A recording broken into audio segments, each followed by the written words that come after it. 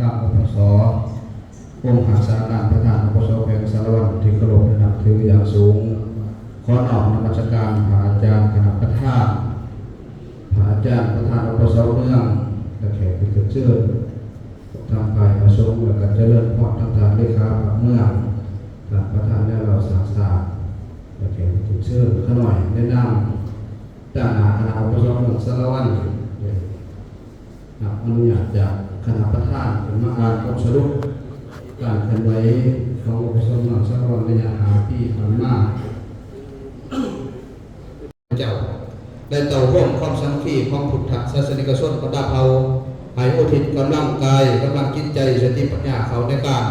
พัฒนาพุทธศาสนาและประเทศชาติให้เจริญรุ่งเรืองเมืองสารวัตรเป็นเรื่องหนึ่งที่เป็นเรื่องเทศบาลของแข็งทิศตะวันตกติดกับเมืองกระลุ่มแขวงเศรษฐกิจตะวันออกติดกับเมืองกระลุ่มแขวงเศรษฐกองทิศตะวันตกติดกับเมืองวาปีและเมืองละมาทิศเหนือติดกับเมืองตรงล่างและเมืองตะโอยทิศใต้ติดกับเมืองขาแต้งแขวงเศรษฐกองทั่วเมืองมี124 หมู่บ้านอาหารมี 18,697 หลังคาเรือนมี11,808 ครอบครัวมีพลเมืองทั้งหมด 119,818 คนยิ่ง 60,253 คนประกอบมีเก่าชนเผ่าคือเผ่าละลุงเผ่ากระต้างเผ่าซวยเผ่าตะโขยเผ่าประโคเผ่าไทยเผ่ากระตู้เผ่าแงะและเผ่าฮาระในนั้นเผ่าละลุงก็ตก 87% ของเบี่ยงงานการศึกษาสงฆ์จึงได้เอาใจใส่เป็นพิเศษต่อการขยายพื้นฐานโครงสร้างวัตถุอุปกรณ์พื้นห้องพร้อมทั้งอำนวยความสะดวกให้แก่การเคลื่อนไหวเบี่ยงงานการศึกษาสงฆ์อย่างต่อเนื่องเฮ็ดให้มีผลสำเร็จดังนี้ช่วงปี2025มีห้องเรียนทั้งหมด3 ชั้นเรียนมีประถมมัธยมต้นมัธยมปลายและมีนักเรียนมัธยมรวมทั้งหมดประถมมัธยมรวมทั้งหมด173 องค์ครูสอนประสงค์มี8 องค์คารวะเก่าทานร่วมเป็น17 ทานครูประถมมี2 องค์ครูมัธยมมี15 องค์ครูชั้นสูง6 องค์ปริญญาตรี11 องค์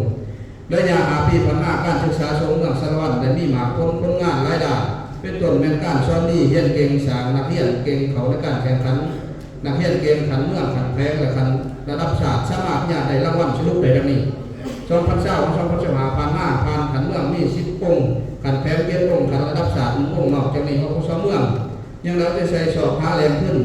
และอยากแย่งกันช่วยเหลือจากโอกาสจะตั้งสังคมนิติบุคคล